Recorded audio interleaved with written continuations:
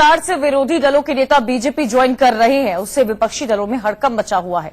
महाराष्ट्र के एनसीपी के कुछ बड़े नेताओं ने बीजेपी और शिवसेना में जाने का चर्चे के बीच शरद पवार ने बीजेपी और सरकार के खिलाफ मोर्चा खोल दिया है।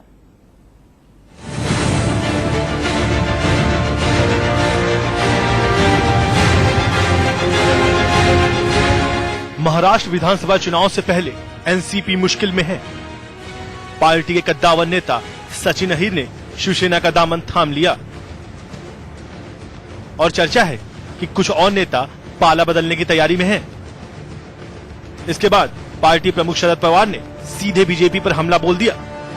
उन्होंने आरोप लगाया कि जिनके पास सत्ता है वो हमारे लोगों को अपनी तरफ आकर्षित करने की कोशिश कर रहे हैं। मैंने उनमें से कुछ लोगों की बात की है और पता चला है कि सरकार ईडी का इस्तेमाल कर रही है और ऐसा सिर्फ महाराष्ट्र में ही नहीं बल्कि देश में कई जगहों पर हो रहा है। लेकिन शरद पवार के जवाब देने में मुख्यमंत्री देवेंद्र फडणवीस ने देर नहीं लगाई। अरे साहेबांच्या पार्टीमध्ये लोक राहण्याकरता का तयार नाही याचं आत्मचिंतन त्यांनी आणि त्यांच्या पक्षाने केलं। खरं तर भारतीय जनता पक्षाची भूमिका मी अतिशय स्पष्टपणे सांगतो।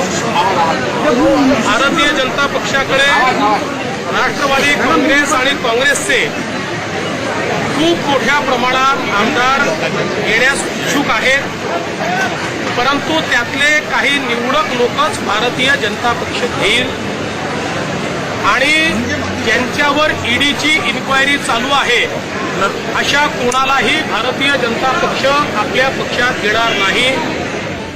हालांकि शरद पवार के मोर्चा खोलने के बाद इस मुद्दे पर सियासत गर्म हो गई। इससे पहले पश्चिम बंगाल में टीएमसी के विधायकों और पार्षदों ने बीजेपी ज्वाइन की थी।